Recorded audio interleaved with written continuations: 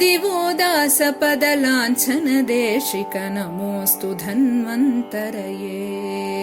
नमोऽस्तु धन्वन्तरये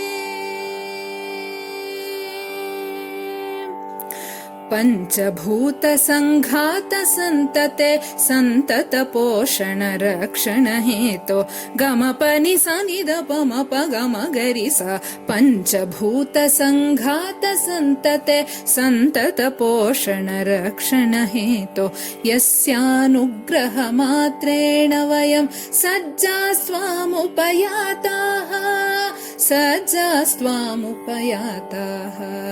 नमोऽस्तु धन्वन्तरये